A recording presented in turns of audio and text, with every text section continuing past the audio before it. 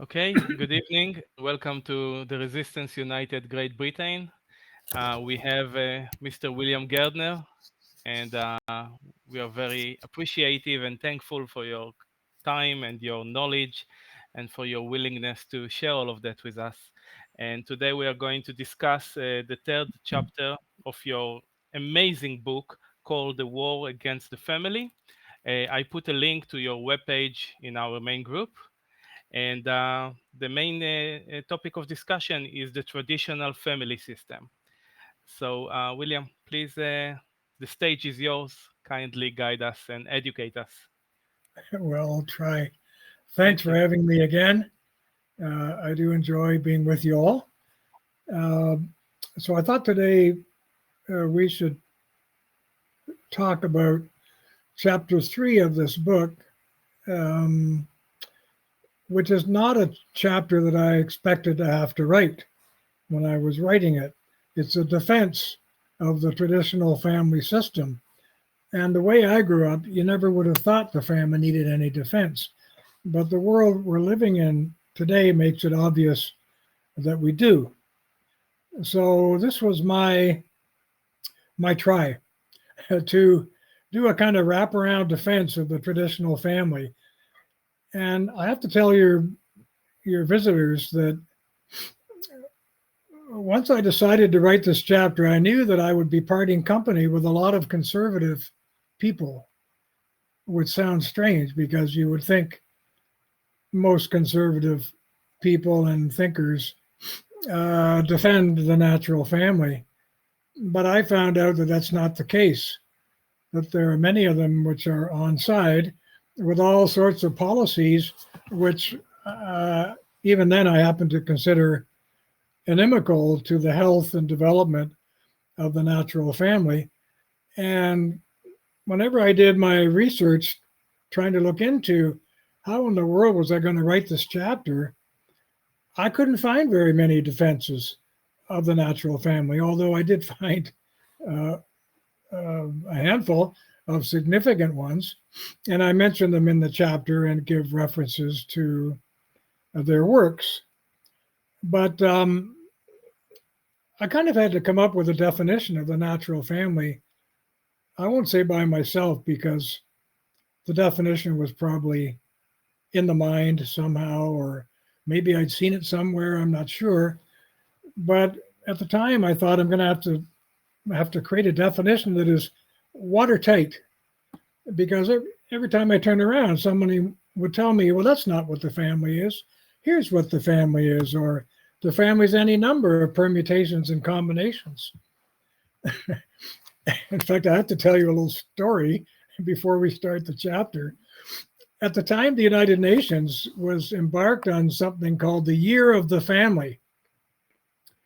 This is actually funny if it weren't so sad. It was called the Year of the Family. And because I had published this book, I got invited to one of their sessions with a bunch of other people. There were about 20 of us sitting around the table. And this woman from the United Nations came to steer the session. And her definition of the family was so loose that I challenged her right in front of everybody. So she said basically that a family is any group of people who care for each other. That's just about as broad as I think it was at Hillary Clinton's uh, saying that it takes a village to raise a family. Well, nobody questioned the benefits of children having lots of friends and relatives who help them make their way through life. But that's not what Clinton was getting at.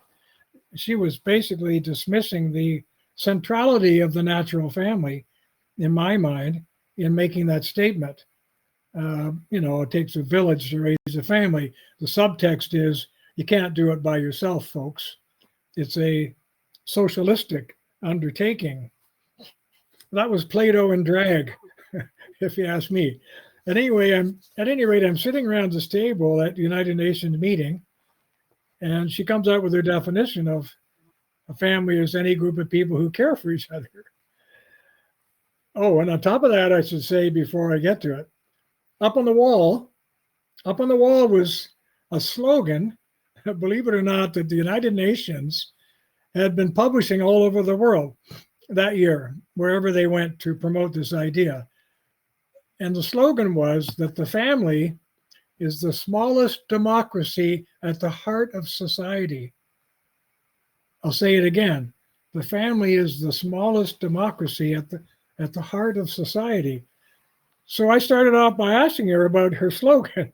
And I said, excuse me, I said, are you saying that if there's a mother and father and 5 kids, there should be a vote on whether the kids should be taught table manners? Or should there be a vote on whether they should do their homework or go to school? Is that what you're saying? That the family is a democracy? I said, I don't think so. I think it's probably the most naturally autocratic structure you could imagine. And it's a good thing, because otherwise there would be no leadership in the family, and children would grow up as very messed up individuals. Well, that just drew a great silence in the room, even from some of the conservatives sitting there who considered themselves so broad-minded. I told them I thought their brains were falling out. And I said, Madam, I said to the UN woman, I said, according to your definition, all of us sitting around this table would be a family. Would you consider us to be a family? Believe it or not, she went like this.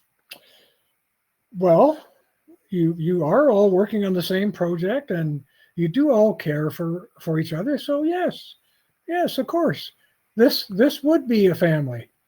I mean, that's how loose this whole thing was.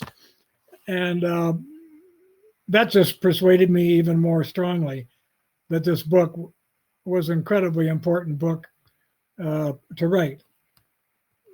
And I'll apologize for the fact that it's so big. But the reason is I didn't want to have to do 2 books. I wanted to get it over with in one fell swoop. And as I say, at the time, I knew I was parting company with a lot of conservative thinkers who are not really conservative. They're fiscal libertarians who believe in small budgets and smaller government, which I do too. But that's where they stop. They don't really extend their conservatism into meditations on the importance of the natural family. So my definition of the natural family was a one-liner, and it went like this. The natural family is a married mother and father living together with their dependent children, period. And so I can only say I had a lot of fun and a lot of grief too, because I got invited on so many talk shows by hostile moderators, you would hardly believe it. And they were all attacking me on these definitions, you know. One in particular was run by a television consortium in the province of Ontario, where I live. It's called TVO, or TV Ontario. And a nice young man sort of runs this lecture series there. And he invited me in for a discussion of my book. Well, I thought it actually would be just a discussion with him and me and this book. But in fact, when he opened the door, instead of just a table with 2 chairs for him and for me, there were about 15 people in the room and 1 chair up at the front for me. So I was going to be burned at the stake. And these 15 people, except for 3 of them who were just plants. I mean, there was a 75-year-old woman there, and she was the token conservative. There was a minister of some wacko Christian branch of the church. And you're okay. You're not gonna get COVID. I'm sorry, I lost you. Whoops. We are here. Yeah, but I just lost my picture. I don't know what happened to it. Sorry. Maybe you have to move between the windows that are open. I'm so sorry. I must have hit a button here by mistake. If you do Alt Tab, then you can move between your opened windows, and then you can probably see us again. So I got Alt and Tab together.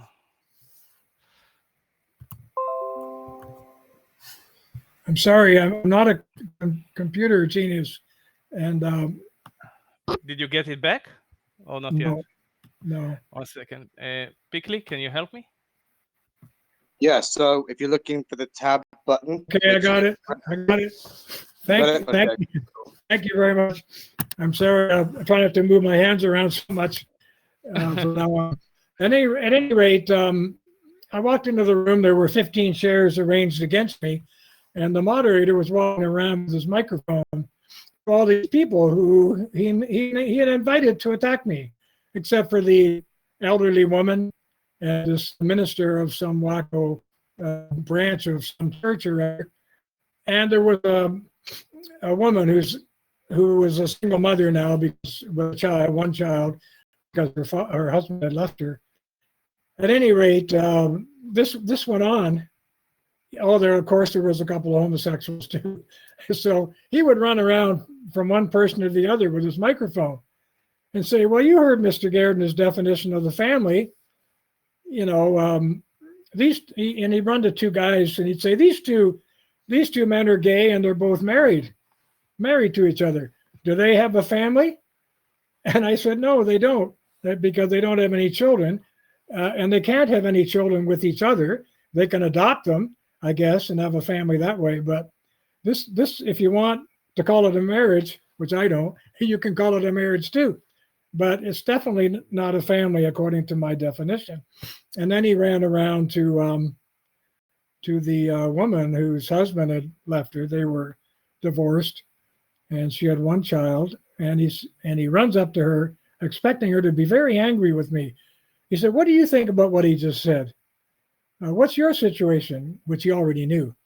And she said, "Well," she said, "I'm a single mom. Now my husband left the marriage." And well, he said, "What kind of family does she have?" And he was thinking I was going to insult her terribly, which of course I didn't want to do. But I said, "Well, frankly, she has a broken family." And the whole room went silent. And she looked up with tears coming down her cheeks and she said, "He's absolutely right. I do have a broken family. And I wish so much that it would be whole again." But anyway, I'm only sharing this with you to say that it's really a mixed bag out there. And if you're speaking to groups about books like this, you can bank on getting in trouble. And as I say, saying goodbye to a lot of your conservative friends who actually are much more liberal in the modern sense than they let on. At any rate, this definition of the family is eternal. It's incredibly important to keep it in mind. It's been around, as I say, forever. And one of the distinguishing features of it is what Margaret Mead called a commitment of permanence. Of course, commitment of permanence and still only have a marriage, and maybe a wonderful marriage. But until you have children, you don't have a family. And the commitment of permanence, of course, in her view and mine, was intended to generate the family structure, the married mother and father living together with their dependent children. Now, other types of families exist in the minds of many anthropologists and sociologists and so on. And these I think of as the social family, the village, the in-laws, the relatives, and all those people that do form part of certain family structures in other parts of the world than the West. I mean, even permanent parts of the family. But the natural family, I would defend as I have defined it. Now, there are wonderful books your listeners may want to look at. One of the books which defines the family in the early part of Western history is by a man named Jerome Carcopino. It's called A Day in the Life of Ancient Rome. And in that book, he describes family life in ancient Rome. I tell you, it looks exactly the same as family life wherever you come from, or wherever I come from, or grew up. Really no difference. And it's a very touching book. At one point in the book, he talks about what I would call the Roman baby exchange. just like today, and despite all the talk about contraception and birth control, which we'll get to later in the other coming chapters of this book, the Romans had lots of unwanted childbirth and unwanted children. But they had a kind of special part of the city of Rome, which was like a piazza or a square. And he describes in the most beautiful kind of furtive language how after dark, the women who didn't want their babies would take them to the square all swaddled in their clothes and blankets, whatever, and leave them at the place that everyone knew was where you go to get a baby. And the women who couldn't conceive, who were trying to have children but couldn't, they would go there and get themselves a baby and pick it up and take it away on the other side of the square to their home to start their family with this adopted child. It was a lovely scene, really, and in many ways a lot more humane than what we're doing today with abortuaries, if you want to call them that. We'll also get to my chapter on abortion, and you better be sitting down when we do, because there's going to be some tears in that chapter. And I think I mentioned in one of my early sessions with this group that the abortion question is probably the most important, the key question and conception of the modern democracies, because it's been a technological methodology we have developed to get rid of the fruits of the unwanted fruits of our sexual passions. And we have covered the whole thing up with legal camouflage to declare the human being a non-human until it is parted completely from the body of its mother. And this particular little adventure, which is, I think, terribly sad, has, in my mind, has defined all the modern democracies, as with the exception of, I think, Poland and maybe, I don't know where else, one of the South American countries where abortion is banned, as slave regimes of a new kind. Well, I mentioned that before, and I'm mentioning it now, and frankly, it can't be mentioned enough because it does not sink in to the modern mind. Just like chattel slavery did not sink in to the average mind. Slave owners, chattel slave owners in past centuries considered it normal. Aristotle considered it normal. Lots of people considered it normal. Everybody was doing it. So nobody saw it as an abnormal thing to do. And just as today, everybody thinks abortion is not abnormal, that it's a normal thing to do if you're in a jam like that. And I think it's going to take some kind of new Wilberforce to shake modernity out of its misconception in this regard, if ever. At any rate, Carcapino wrote a lovely book about Rome, so I'm suggesting people get it and read it. It's only about 100 pages, but it's a lovely book.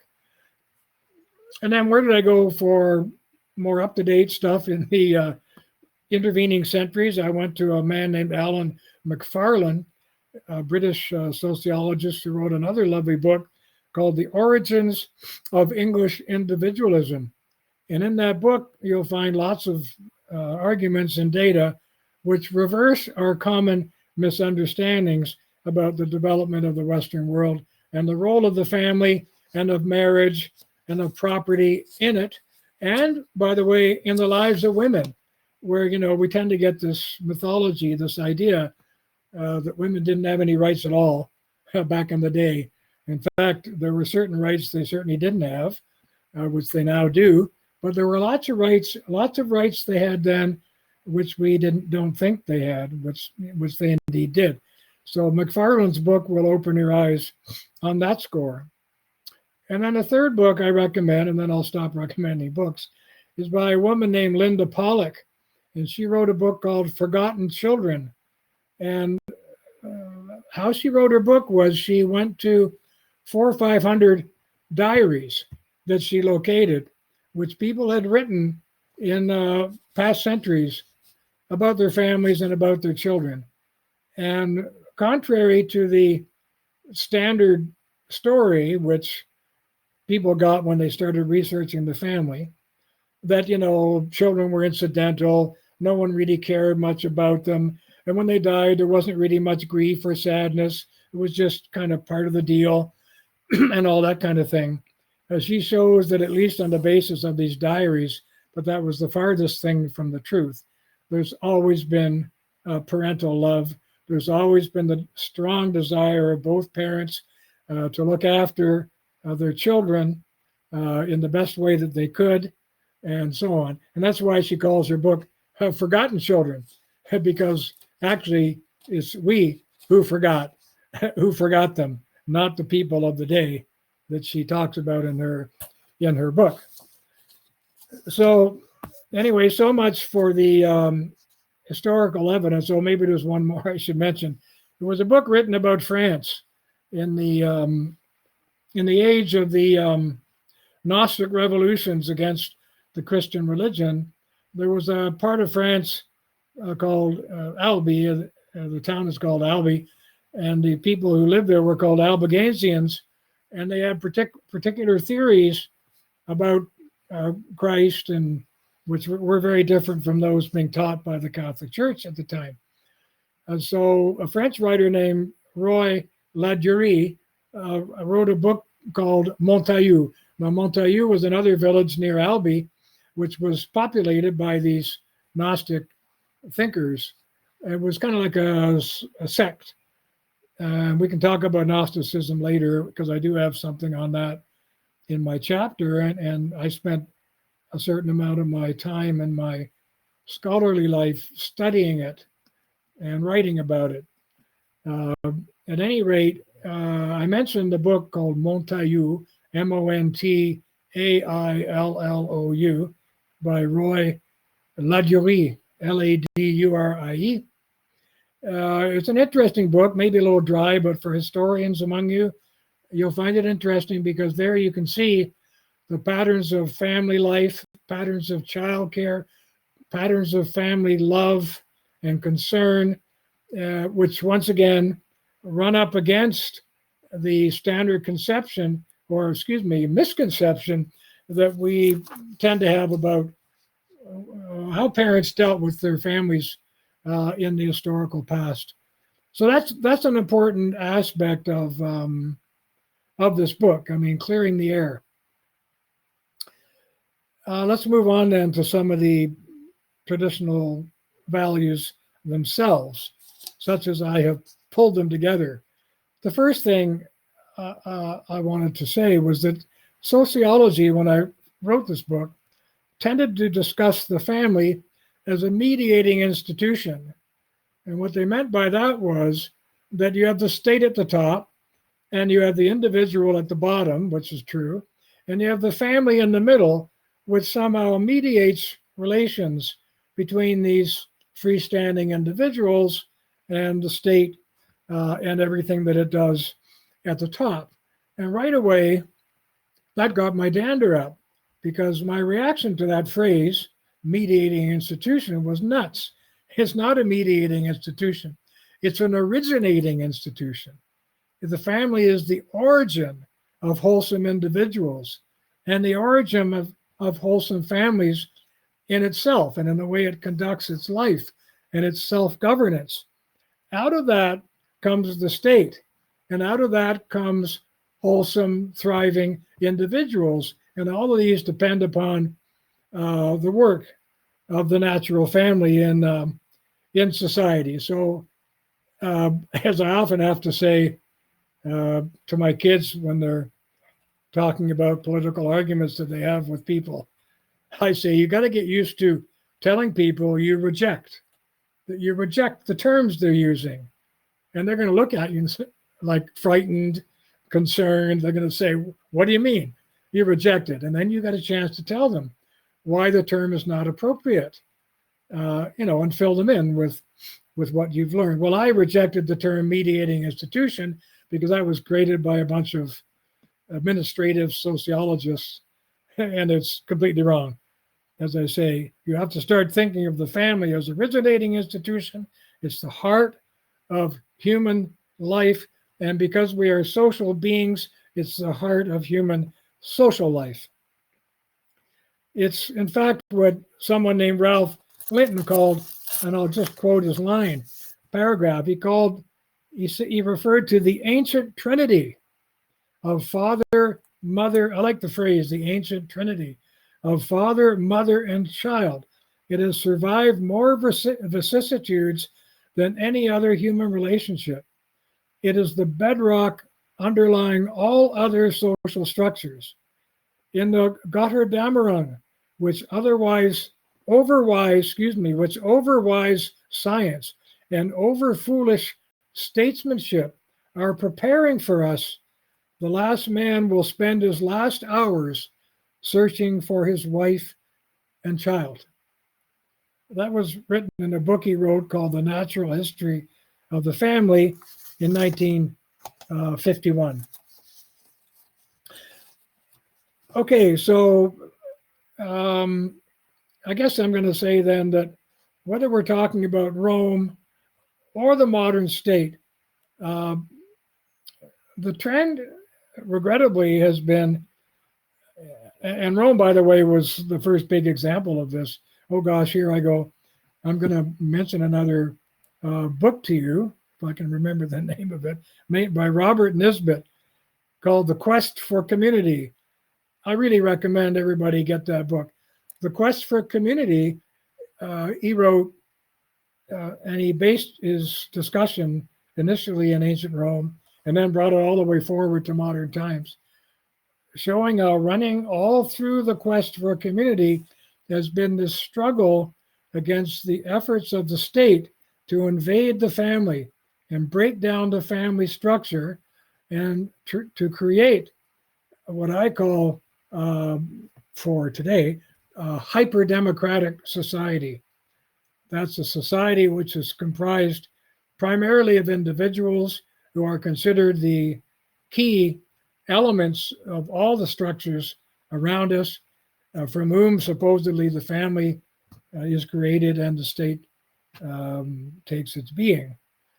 But what I'm trying to point out here is that in Nisbet's book and my own, and I took quite a bit of his thinking from him, is that the state has made an effort to break down the family and to offer what I call substitute love for the love of the family.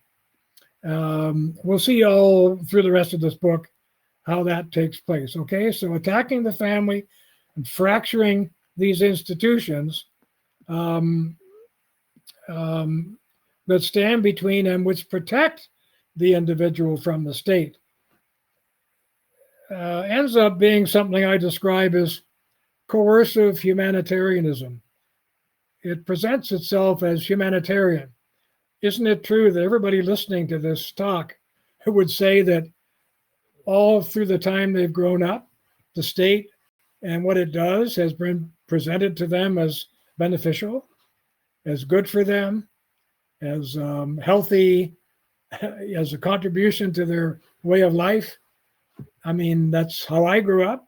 I don't think anybody ever told me, watch out, that the state can do great evil and can actually contribute significantly to the erosion and the breakdown of its own living civil society by fragmenting that society, weakening the status of the private family within the state, such that the relationship is not so much between the parents and their children as between the state and its citizens. And one of the ways that the state breaks down the family is substitute love, as I call it, to offer services to the private family, which tend to make the private family less important, less crucial, less of what I call an originating institution. Let me give you an example right around where I live. I live in a small town called King City here in Ontario. And 30 years ago, when I first moved here, if you wanted to take part in a certain sport or a dance club or flower arranging or who knows what, you would probably be trying to contact some citizen group who did those things. Where's the soccer club? Where do I find the local soccer club? My kids are interested in soccer or, hockey, or one of my kids wants to study dance. Where do I find a dance studio or organization, whatever? Citizens tended to get together and organize these things themselves. Now, 30 years later, my town has a little book. Well, it's not that little. It's about 60 or 80 pages. It's actually a large format book of services provided to citizens by the town. It now has a recreation department. And 30 years ago, you could phone them and say, do we have any grassy fields where we can take our kids to play soccer in this town? Oh, yeah, you go to so-and-so and so-and-so. Now you get to join the soccer club through the town. The town is running the soccer clubs, running all these activities which show up in this booklet for citizens. You have to call the town to get involved, not your neighbors, which is how it used to be. And the recreation department of my town now has 6 full-time employees. These people are, God bless them, they're doing a good job. But it's not a job that I think has to be done, ought to be done by them. They're probably paid $80,000 a year each. I don't know. Good salary, good living, whatever. Full-time employees. Why do we need to do that? And of course, the immediate reaction in the town itself is parents stop trying. Why do we have to get involved in organizing a track and field club, et cetera, or whatever? Since the town's going to do it. I'm going to call one of these recreation people and ask them about that. Couldn't you put a track and field club together for our kids? You know what I mean? And after a while, people think this is normal. I remember my own mother-in-law, God bless her, now departed soul. When I was in the health and fitness business, I had a large business.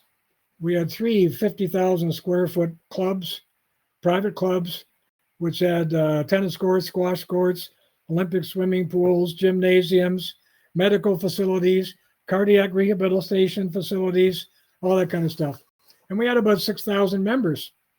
And one day, this government organization decided it wanted to build a club just as big as the kind that we owned, about a mile away. And so I complained to my mother-in-law, and I said, and my mother-in-law and her family were hardwares. They were making screws, nuts, and bolts and things, and packaging them and selling them in hardware stores. It was a big national business. And I complained to her about these people who were opening up near my business. I said, it's government. I said, it's not costing them. They're not paying for land. The government's putting up the building, et cetera. And my members are going to be going over there because they're charging half the price because they don't have to charge what it actually costs. And they're going to kill their business. And she said, well, what do you expect the government to do? Isn't that the kind of thing they ought to be doing? So you see what I mean? She'd already normalized the idea that the government ought to be building health clubs. So I turned to her and I said, why shouldn't the government be making nails and screws and nuts and bolts at half price and selling those to people that you're selling them to now? And at least that stopped her complaint, and she understood what I was getting at. But in these ways, you see, the state is undermining free enterprise, concepts of private property, and the natural family by taking away from it these special duties and obligations that parents not only have, but ought to have for their own children. William, can I ask a question, please? Please. Yeah. By the way, so far it's brilliant.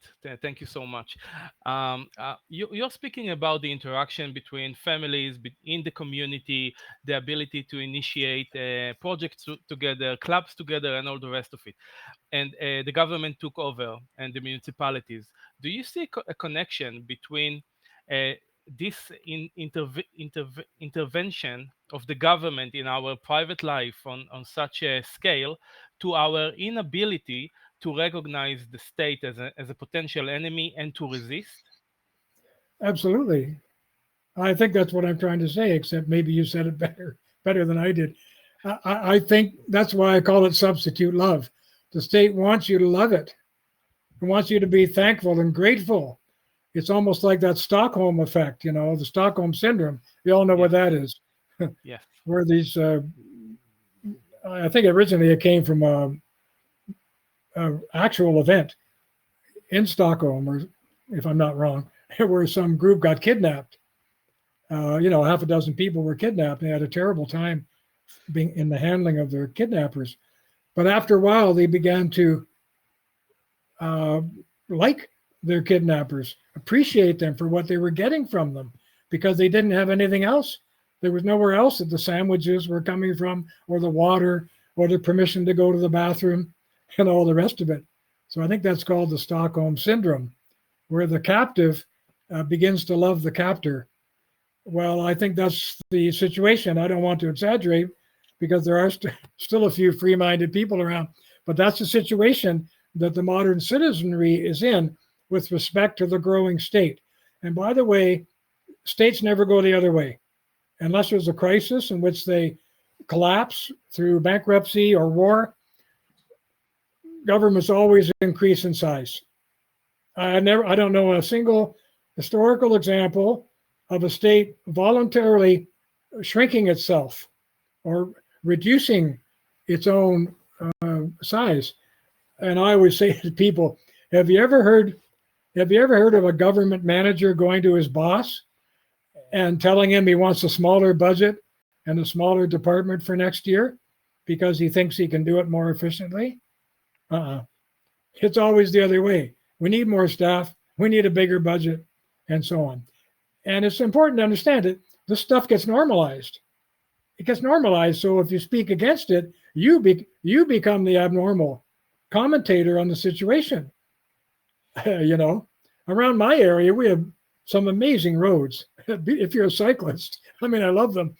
But there's almost no traffic on a lot of them. They're beautifully paved.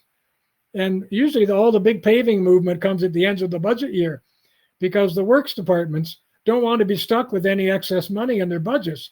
In fact, they want to overspend just enough to go to their bosses, their higher ups, and say, we need more money.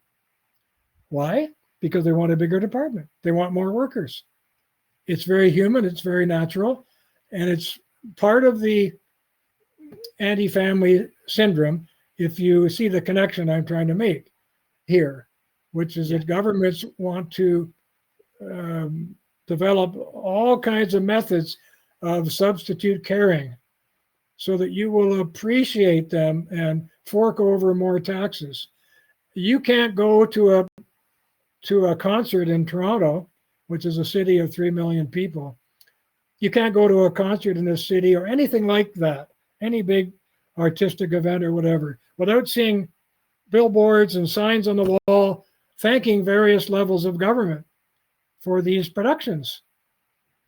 And yet, I wager that if you did a inventory of the salaries of all the citizens who are going to the ballet and the opera and the symphony, whatever, you'd find that most of them make a hell of a lot of money and they don't need to be subsidized. But the government doesn't care. They realize that they're going to be thankful for this cultural product, which has been made available to them at a relatively cheap price, certainly not the market price of the event itself. Now, these things are very peculiar and unusual in our time. This morning, I went to our local hospital, which is a very good research hospital in Toronto, for an annual checkup, whatever. And my wife and I noticed that the hospital is huge. It's like a big university campus, and there are buildings all over the place. And Canada has a socialized medical system. It's not really socialized in the sense of the government owns anything, but it controls it. Most hospitals are privately owned in this country. Most doctors have private services, but the government controls everything they do. what they're allowed to do, what they're allowed to charge. They can't charge over, $10 for this test or that test. So they're not free agents anymore. And the role that the government has in controlling all this, I mean, the political role is, we are good for you. We are looking after you. We are your health care. We, the government. And every time the government budget comes up, there's more banter about how we need more money for health care. But as my wife was saying when we drove in there this morning, if you look at the first 4 or 5 buildings, I mean, these are 5 or 6 story buildings all spread all over this kind of hospital campus. They all have private names on them because they're private donors who've given them the millions of dollars, which Lord knows is very generous of them. But in exchange for what? In exchange for getting their name on the building. So here we have government-controlled healthcare system with private donors' names on every one of those buildings as you drive around the campus. You won't see anything that says Government of Ontario Cancer Service or Government of Ontario Cardiac Unit or anything like that. It says, the J.R. Folsom or the whatever, because somebody gave them a few $million. It's always like that. Yeah, sorry. Go ahead, sorry. No, this is what the government does. It's like a parasite. It's a leeching organization on the production abilities of the middle class and the people who actually produce something. Yes, it's all of that. Now, it's interesting in Canada because no one knows in Canada what anything medical costs. I am going to come back to the family, but no one knows what anything costs in our medical system. I've had lots of medical treatment here and good medical treatment. The only complaint you really have in Canada is that it takes forever. Like I have a serious illness I want to see a specialist about. I was told about this 8 months ago. I haven't seen him yet. So I'm 8 months down the road. I don't even know what he looks like. So that's a bit concerning if you're really in trouble. So I will say that these kinds of government systems don't want to be embarrassed. So if there is a real crisis, they can move very fast. In fact, I have a doctor who told a friend of mine who was really in terrible pain. He said, listen, I got a lineup a mile long. Strictly speaking, I can't see you for a year. That's how many appointments I have waiting. But I tell you what, he says, I want you to go to the emergency department of the local hospital. I want you to fall on the floor and start screaming your bloody head off. He said, I mean, really screaming. He said, they will grab you like a shot and they will pull you into the back room to shut you up and they will serve you and they will get you the MRI or the CT scan right away, whatever, because they don't want to be embarrassed in public. So they tend to move very fast in those kinds of emergencies. I mean, but that's the level to which this doctor had to scoop to get his buddy in quickly into the system. At any rate, I'll just give you one last shot on the medical system here. When it started in my province, which has 13 million people, the expenditures for medical care just before it became the law would have represented about 25% of all government spending in this province. So day one, that was it. They had to handle 25% of provincial GDP, so to speak, to handle all the health care they were promising us, which is a lot. Today, it's encroaching on 50%. This is 30 years later, 35 years later. It's encroaching on 50%. And ain't nothing going to stop it, as they say, because it can't be stopped because they made the promise. Although they stop it in subtle ways, they delist things. For example, there's a whole list of stuff that's covered by the government. Like I had surgery on my shoulder. No one knows what it cost. It doesn't have a cost. They just do it. The doctor has a fee. He negotiates it. They pay him. It costs them to buy whatever they bought to do my shoulder with, but I don't know what it cost. No one ever told me, you see. But what they do is there's all kinds of things on the list which suddenly are not on the list.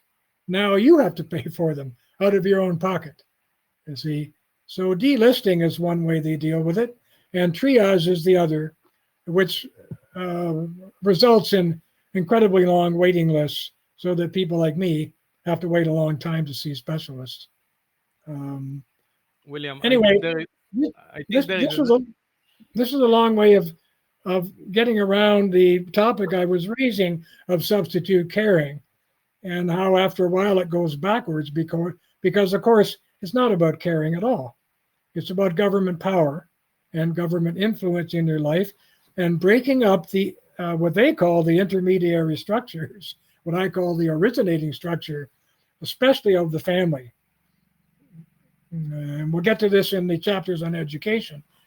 We discussed it a bit last time, how sex ed is a big weapon in the breakdown of the natural family and of parental authority, and of teaching children that the teacher ought to have more, and the teacher's view of free love and sex and all that ought to have more of a role in your life than your mom and dad.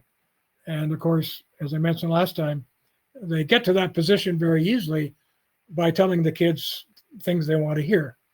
You should have sex when you feel like it, never mind what your mom and dad tell you. If you want condoms, you can get them in the school washroom. And if you need an abortion, we'll arrange it for you as a counselor. We don't even have to tell your parents. I'm not saying these things are tremendously prevalent here, but it happens. And it happens especially in places like Sweden, which set the mold and the pattern for the Western democracies for the breakdown of the family. And the only thing I admire about the Swedes was they were not duplicitous. They said, this is what we want to do. We want to break down the influence of the family. We want every woman who can work to get out and work. We want the children to be raised as much by the school and the government as by their parents. We want to de-emphasize the role of sex in human life and all that kind of thing. So I'm taking a breath here, but you get the picture, I think. Yes, I do. I just wanted to say another hidden cost is the number of people who are dying because they have to wait for 8 months for a checkup, unless, of course, they go to the States to a private hospital. Would but you like? If what you said were not true, Canada would have ended socialized healthcare decades ago. But because we're sitting right on top of the United States, because you can get in your car and drive to Buffalo in 2 hours from where I live, and you can get a MRI or a CT scan there. It's going to cost you out of your pocket instead of out of your taxes, which is a different way of getting into your pocket. But you can get it tomorrow, not like 3 months from now, and probably at a much higher technical resolution than the kinds of machinery that we have in Canada, which is almost always behind the newest developments in scanners or other types of machinery. I mean, I'm not saying we want every feature of the American health system, but if you want great machinery, that's where you're going to find it. And every year, I think somewhere between 50 and 100,000 Canadians go to the US or to the Cayman Islands or to other countries to get offshore healthcare, which we can't get here in a timely way. Yes. Can you speak a little about the family and the home as a source of protection, and how can it protect our emotional and intimate space? Absolutely. Thank you for raising it. I was just about to get into that. First of all, let me say that in terms of intimate emotional space, there's the home itself. There was a wonderful French psychologist years ago, who was a literary type, named Gaston Bachelard, who wrote a wonderful series of books on, for example, the psychology of the home, the psychology of the nest, the psychology of the attic, of the basement, of the whatever, in which he drew out all the wonderful feelings that we have, especially as children, growing up in our home. And of course, it almost doesn't matter what your home looks like physically. It's the fact that it is a home. And as a, hopefully for you, your mother and father and all the children are living in the same place. It is, in fact, an intimate emotional space, which is protective.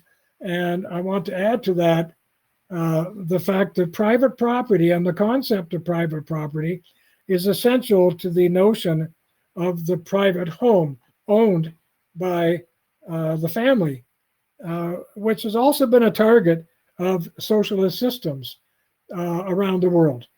Even in Canada, I will say, where we do have certain private property rights, they are common law rights.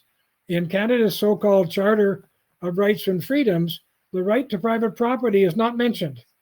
And the people who put that together, especially led by Pierre Trudeau, our very socialistic, very red prime minister, and the father of our current prime minister, he specifically did not want private property put in our Charter of Rights and Freedoms as a right of the citizen. That wasn't a mistake or something that he forgot. He realized that private property and the home have an important connection. I mean, after all, private property is pretty much the basis of economic life for so many people in the world. And just yesterday, I was checking on this in terms of asking some people involved in these statistics, what percentage of GDP in Canada and other democracies, if you can find me the numbers, is generated by family business, which is another way of saying it's generated by family private property and family free enterprise. And the number that came up was anywhere between 70 and 90%, depending on the country.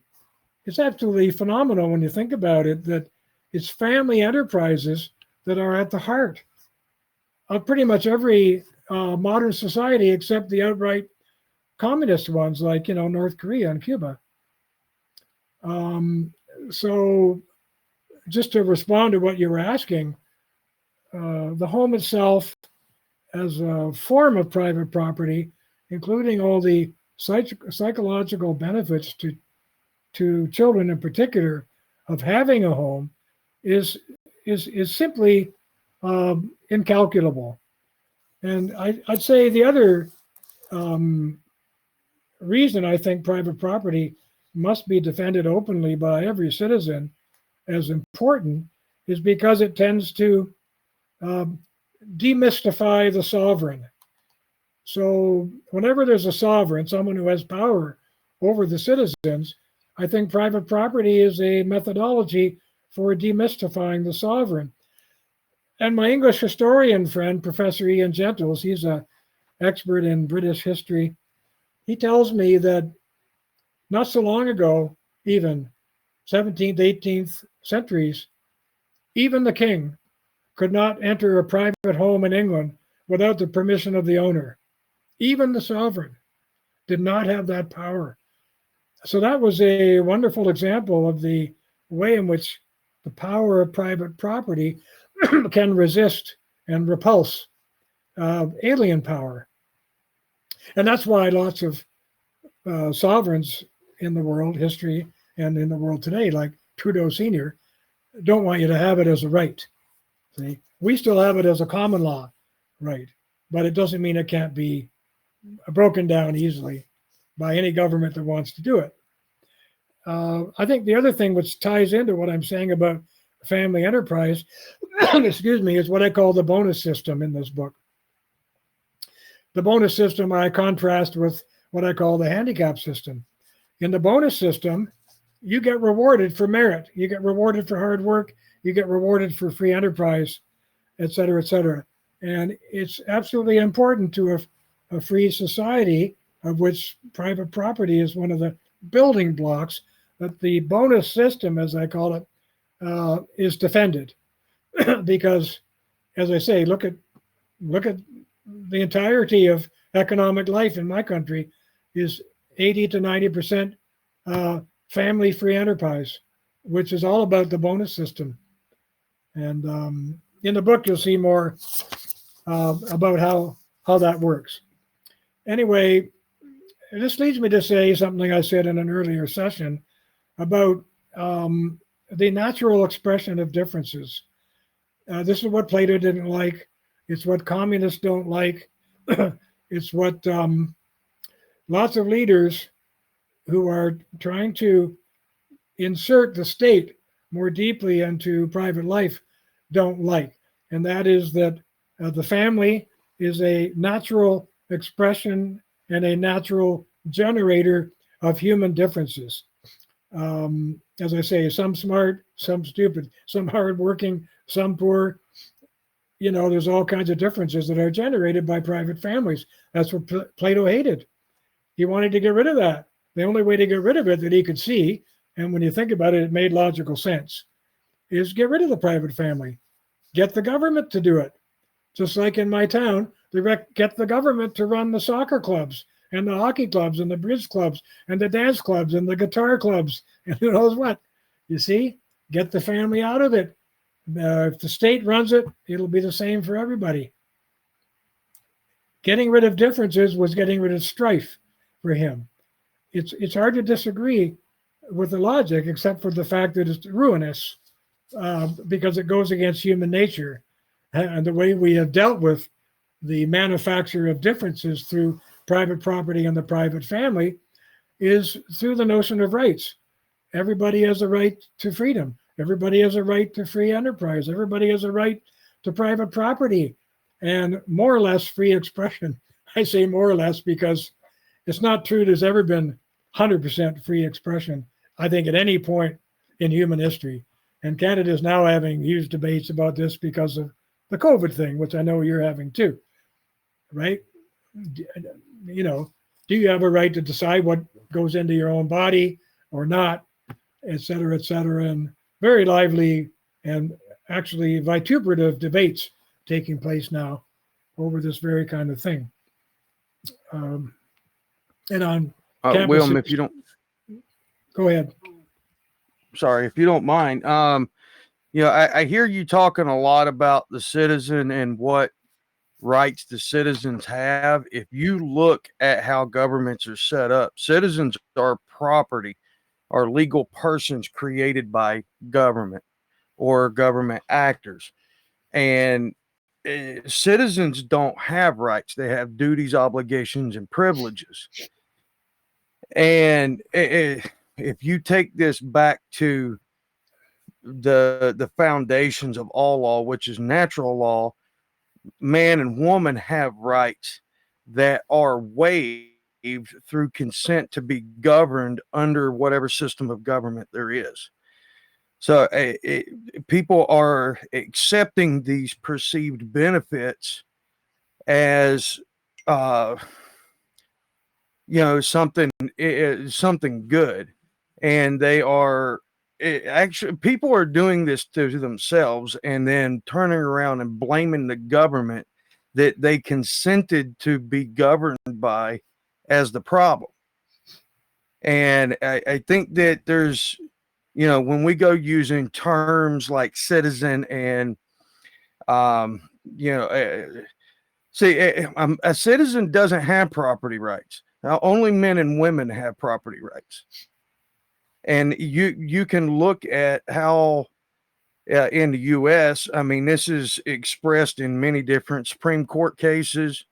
I know of a couple where it's expressed even in some Canadian cases, but it's these terms, these legal terms that have been incorporated into the average Joe's vocabulary, it actually entraps them and causes a thinking down this path that there's some external source to blame, when at the end of the day, the only one that any one of us have to blame is who we see in the mirror. Would you agree with that, or no? I don't disagree with your last statement in particular. We could probably knock this around quite a bit in terms of rights. I think the word rights itself is a word that's difficult to define. I've asked lots of people who have given lectures on rights. Okay, tell me what a right is. By the way, I'm putting aside for the moment what you said about natural law, because I more or less agree with you on that. And we spoke about natural law in this forum last time. Our rights are our duty. Our duties under natural law, under God's law. Sure. But if you're an atheist, you're going to say that's all nonsense. I'm not an atheist, so I don't say it's nonsense, but a lot of people do. So you end up talking to the wall in terms of defining what a right is. I think when it comes right down to it, and I'll get back to the family in a moment, but this is an interesting segue, that a right is simply a defensible claim. For example, in Canadian law, ancient Absolutely. Canadian and British law, I have a right to private property. I have a 28-acre property, beautiful property. And last week, someone came out of the forest at the other end of my property and decided to take a walk with his wife and child over my land. And I kind of waved at him from the porch and said, "Hi, I hope you're having a good day. But I just wanted you to know this is private property and we're fine with you walking through it," like once. But his view was, this is God's property. There's no such thing as private property, was his argument. That's just a convention of our times.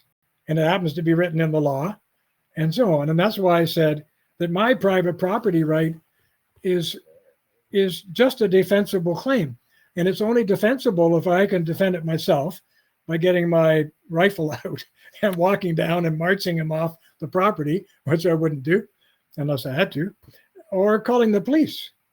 And if the police come, they defend my claim. But if they sniff at it, we haven't got time for that kind of stuff. Then I have a right in name only, which is not defensible. So leaving aside natural rights, which are in conflict with natural law in many respects, I'm just talking about these earthly claims to rights. So I want to thank you for your comments. We could probably have a whole session on these spaces between just these concepts. kind of a follow up to what you were saying. At the end of the day, rights themselves even fall under property rights, because property is very inclusive of my body, my rights, and you know, anything that I can lay claim to, and be able to verify that claim and stand in honor, while not causing harm, injury, or loss to another. Well, so at the end of the day, even rights fall under property rights. In a way they do, but again, we need a whole session on this. I disagree with a couple of things you said. I got my start with libertarian thinking about property, and the body is my property, form of personal property. And for the most part, that's a harmless thing to say. But when it comes to abortion, it's very harmful. And even our own Prime Minister Trudeau, before his son, who's now our Prime Minister Trudeau, he got into an argument on abortion with a feminist. And the feminist said, "My body, my right." That's the classical libertarian statement. I can do whatever I want to my own body as long as I don't harm someone else. And Trudeau looked her right in the eye. And he said, "But we're not talking about your body. We're talking about someone else's body that you happen to be carrying. It's not your body." So you see, almost every libertarian to whom I raised that question and that example backs away from the discussion because they're not equipped to have it. They want to stick with what I call their simple faith, which is they can do whatever they want as long as they don't harm someone else. No one wants to live in a society where that's the only standard of human behavior. Because, as I say, everyone would be swinging their fist right up to your nose. And they would stop at your nose because of their simple faith. But no one wants to live in a society that's that aggressive, even though it doesn't harm you directly. I believe that modern libertarian thought is powerful and compelling in a very limited sense, but it really needs full-on discussion because people are going for it as a means of combating government policy. And I did too when I got my start, especially in economic matters. I'm very much an economic libertarian, but I'm a Burkean conservative when it comes to human social life. I think Burke got it right when he said that democracy, for example, is not about today.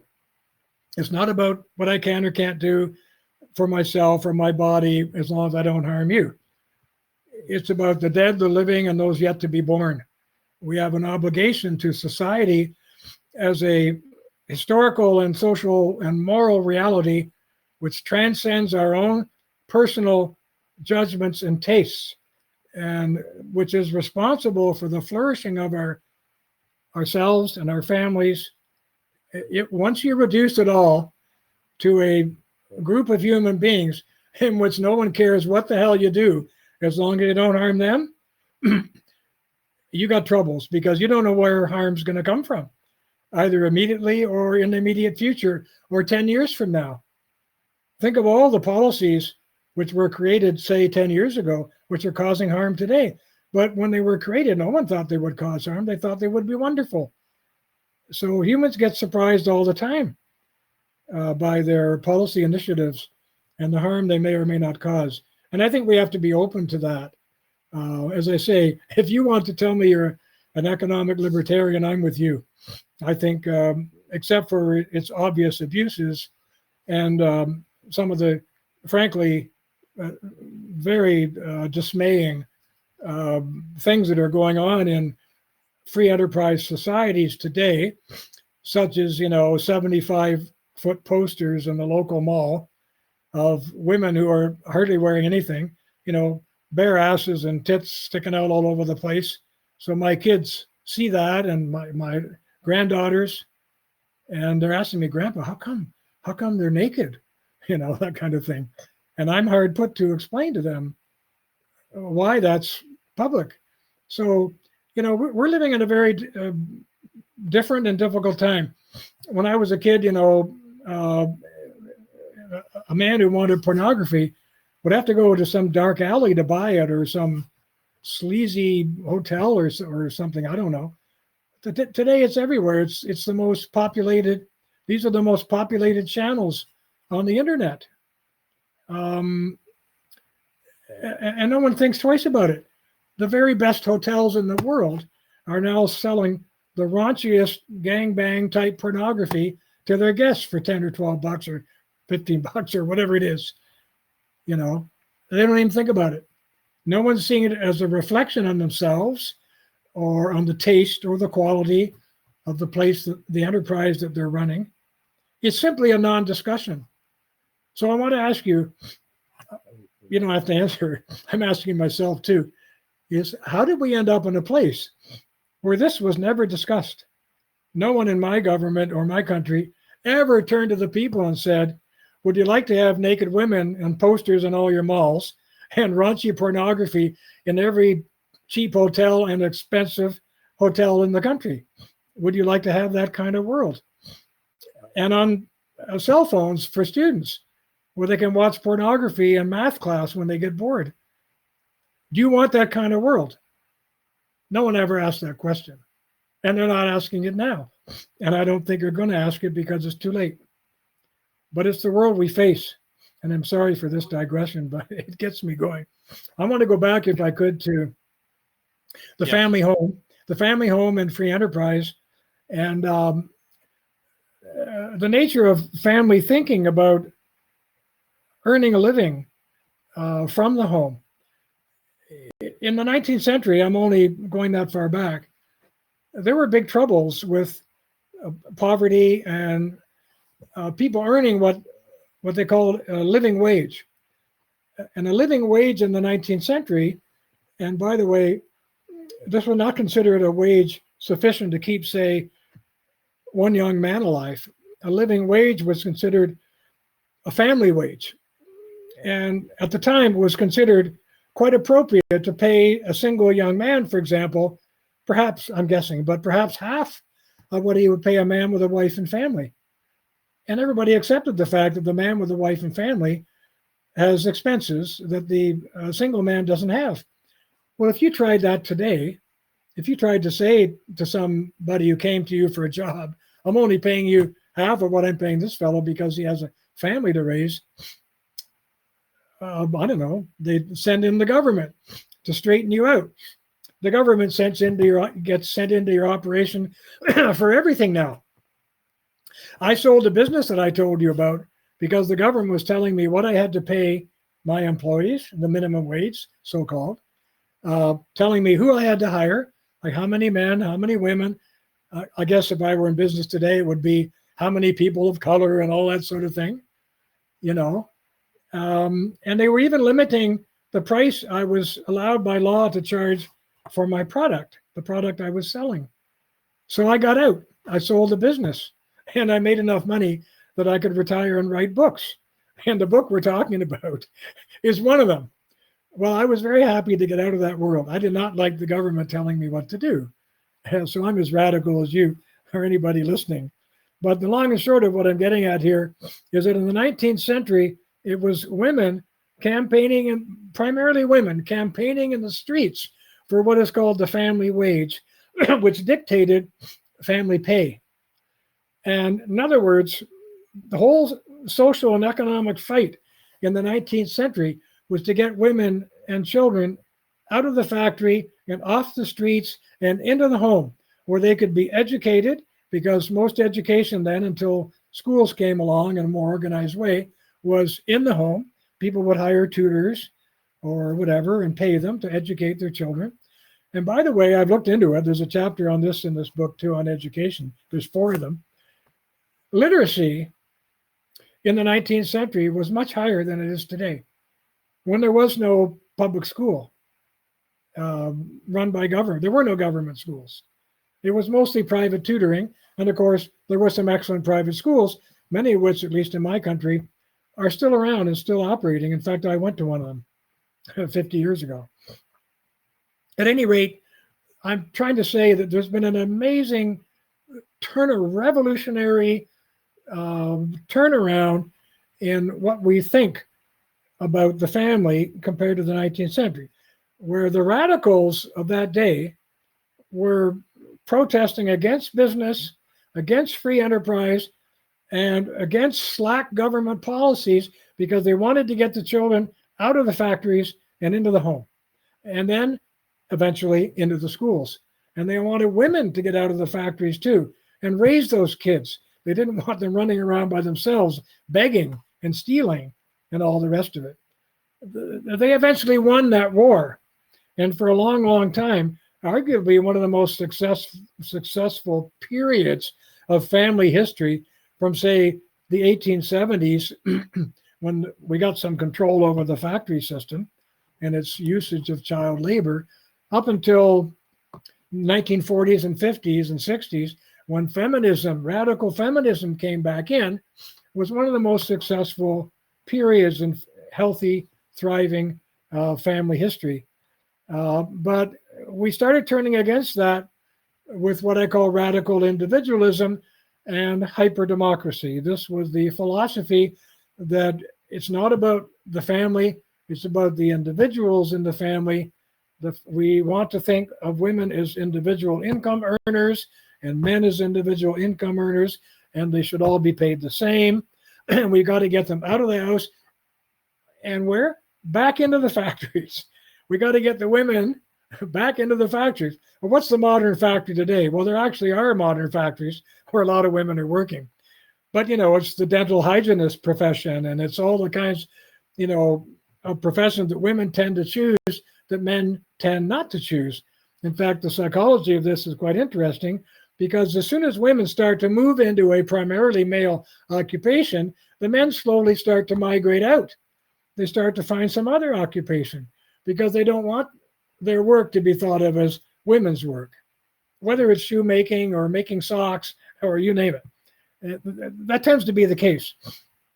It also tends to be the case, if you look at the sociology, the socioeconomics of this, that when women come into the labor force and start to bring more money into the home, the men tend to start to work less. Not always true, of course, and I'm not aiming a finger at anybody who wants to do that. As I have said before, a marriage is like flying a 747. You can't do it alone. You can't navigate and fly at the same time. You need one to fly, one to navigate. I don't care if it's the wife or the husband. They can do either or both as long as they wish. But you can't do it alone in a family, not really. So the long and short of what I'm getting at is that we've been reversing the enormous success of the 19th century by pushing women out of the home into the labor market, where they are considered simply income earners or wage earners, just like men. And of course, the costs of that are tremendous because then they have to pay for daycare. Canada is just going through that now. They're talking about $10 a day daycare, which is probably not even a fifth of what daycare is actually costing. The rest of it would be, paid through the tax system. But the $10 a day thing is going to amount to billions of dollars anyway, and it's meant to be offered to all women just because they're women. So a woman from Toronto whose husband makes $500,000, who's on her way to her tennis lesson, can drop her kid off at $10 a day daycare, just like the woman who absolutely needs that daycare because her husband can't make enough money to support the family on his own. So this results in what a Swedish family economist called churning. Now, you churn butter. When I was a kid during the war, we were living on rations. And I remember my mother would bring her allotment of milk home or whatever and cream, and we would sit out in the porch and churn it to make butter, because the family was only allowed, 3 ounces of butter for a family of 5, whatever, which we were then, eventually 6. At any rate, churning is a word that means turning around, spinning. So this Swedish economist said that a lot of the economic activity in Sweden today, since feminism took control of the economy, really, is what he called economic churning, where the girl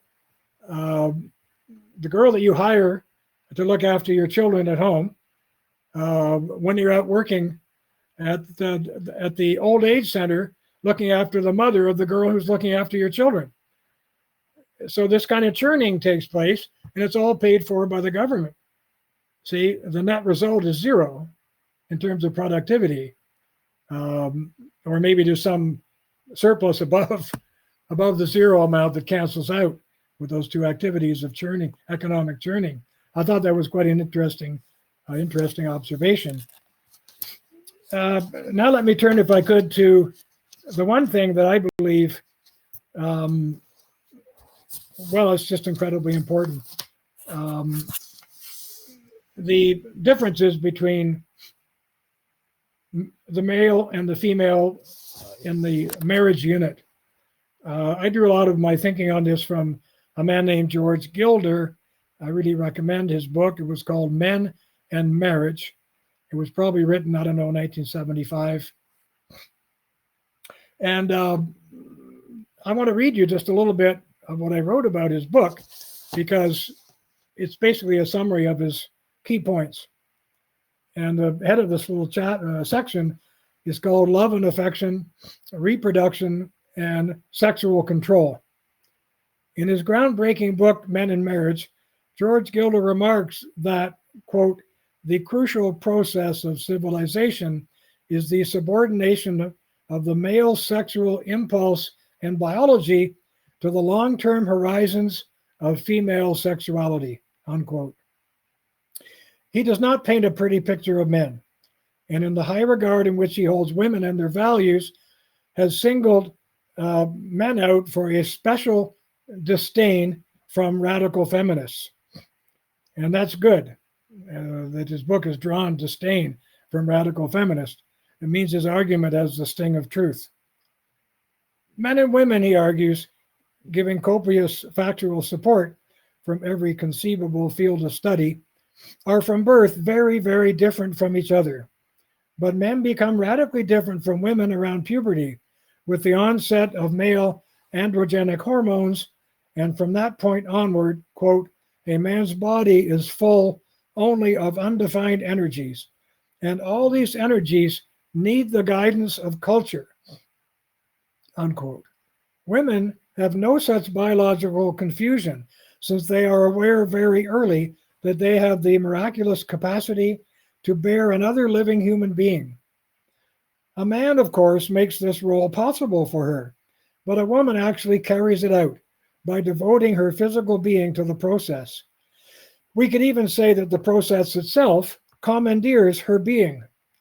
Nothing about a man's body tells us he is made for any such duty, bracket, and we could as well say he is made for hard labor or for fighting, close bracket.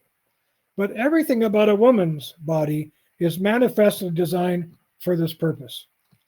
Unless some social pressure is imposed to recruit men and their energies for a purpose higher than themselves and their appetites, in particular, if women are not present or not willing or lack confidence or are afraid to tame errant male proclivities, then, quote, over the whole range of human societies, men are overwhelmingly more prone to masturbation, homosexuality, voyeurism, gratuitous sexual aggression, and other shallow and indiscriminate erotic activity, close bracket. They are also overwhelmingly more prone to violent crime. Of the 12,500 prisoners in Canada's jails, barely 300 are women. Men also are far more interested than women are in hit and run sex, he calls it, one-night stands, and multiple partners. Unless there is some barrier, immediate gratification is their choice, as it is the hallmark of the criminal in all that he does. More than half of all homosexual men report having had hundreds and some thousands of partners, while lesbians normally stick to one. And you can see chapter 13 of this book on that. As for children, until they have their own kids, men from childhood are far, far less interested in them than are women. And from a sociological viewpoint, this all makes sense. A man's body, unlike a woman's, continuously creates a sexual product, plus the prostatic fluid, the latter being about 95% of the total, that accumulates in his body until released, rendering him capable of fertilizing many billions of human eggs. This tension lends an urgency to the male's indiscriminate sexual interest, the primary aim of which, unless he is taught otherwise by reality, is sexual release, not reproduction. For all males in the biological and the plant world, it seems, the natural order of fecundity is not one of efficiency, but of enormous waste, overproduction. For the female of our species, however, with but one microscopic egg at a time to protect and nurture, the entire procedure is reversed. Her tension is not driven by the need for release of a physical product, but for the emotional relaxation of security. She seeks the bonds of love and affection that orient and calm the indiscriminate male. And her best move biologically is to select the strongest one she can, and at the same time prevent him from trying to fertilize someone else's egg and switching his protective allegiance. Anyway, you get the gist of Gairdner's book. It's a super book. And since that time, I must say, evolutionary psychology has pretty much underlined everything he said in that very early book. And maybe I should close now by saying that the one emotional thing that I believe is incredibly important about the natural family, and which simply is not discussed very much at all, I don't know why, but it's not, and that is the unconditional and impartial love of parents for their own children. I would say that this is the defining characteristic of family love. Children get unconditional, even what others would say is unreasonable love from their own parents, a love that they will not get from anybody else, especially from government daycare workers, as I have mentioned before, for whom the operating ethic is equality. Susie, how are you going to look after my child when I bring him to daycare? Oh, I'll look after him just like I look after all the others. I treat them all the same. That's precisely what a child does not get from his own mother and father. From them, he gets special care, special unconditional love that he can't get at the daycare center. And by the way, that's one of the reasons And God bless a good daycare center. I think a little bit of it is good for a child. It's like socialization more than they might get at home. But if it's full time or excessive, I think it's very damaging place to be putting your child. And I certainly didn't put mine there for that reason, because I wanted them to sense the love and the bond that they could only get at home, not from the daycare center or any other place outside our home. The best demonstration of this unconditional love is a mother or a father who's sitting on the beach. And over there, his own child is drowning and calling for help. And over there, someone else's child is drowning and calling for help. Well, who do you think they're going to save? Right? No one even has to think about that. They're going to, unless they hate their own child and want to get rid of them, they're going to jump in and save their own child over anybody else's. I would say, even if there are 10 children drowning at once over there and he could save them all, if as long as he let his own drown, he won't do that. He will save his own child. That gives you a very strong sense of the unconditional parental love that's available only in the family and only in the home, and not only with private property, but bolstered by private property and ownership of the home. And as we just saw earlier, bolstered also by the activities of family enterprise, which is keeping most of our economies ticking along at a great rate. So I've been talking way too much. I want to thank you for having me again. Our pleasure. Thank you so much for coming. Would you like to finish now, or would you like to see if there is one or two questions? One or two questions would be fine. Yeah. Okay. So, guys, if anyone wants to ask a question, please raise your hand, or a comment, or a thank you, or anything.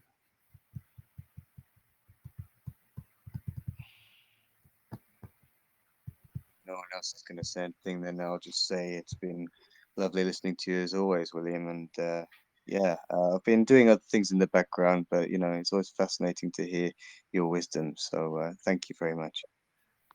Thank you for having me once again. It's our pleasure, and we will see you next Wednesday for another chapter. Yeah, next Wednesday we'll talk about the anti-family tradition. Yes, yes.